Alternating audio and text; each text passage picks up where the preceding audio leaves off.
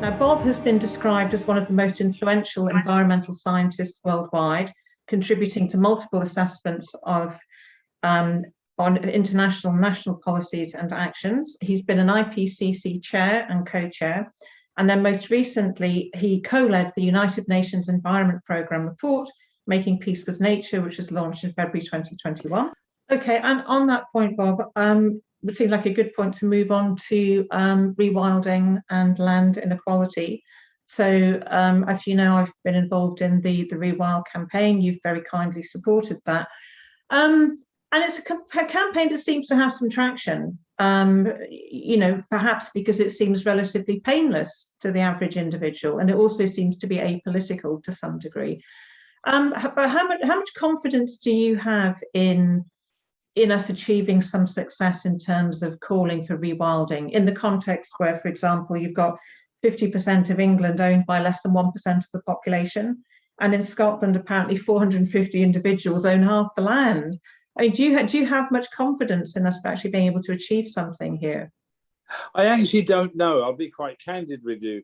I think if the royal family were to rewild even a reasonable percentage of their land holdings, that would send a really interesting signal to other big landholders. I mean, Prince Charles has always been very positive about nature, very positive about addressing climate change.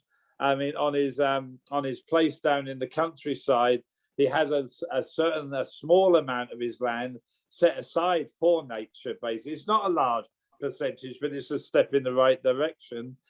Other members of the royal family seem to care a lot also about climate change and nature. So if the royal family were to start to rewild some of their estate, that could really send a wonderful signal to other big landholders.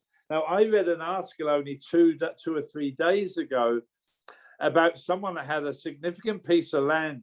I'm going to probably get this wrong. I think it was on BBC in Ireland, and he suddenly decided to rewild a very large percentage of his land, and he's been horrendously criticised by a lot of people that it looks ugly. Why are you taking away good arable land where we need food? Why you got this, you know, messy looking thing?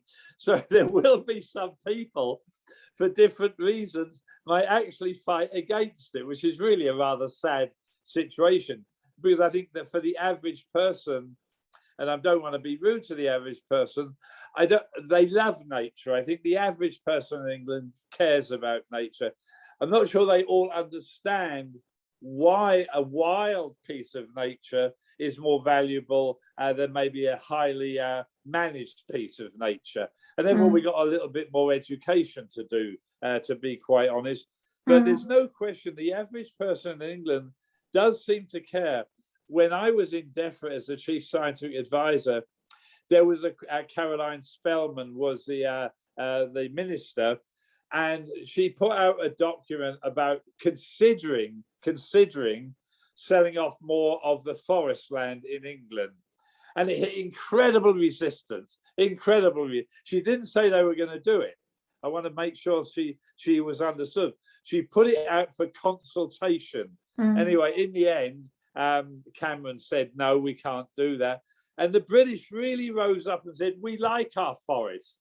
So I think there is an innate feeling in the British public that they do like nature. They like walking by a pristine river or by a lake. They like walking in the forest.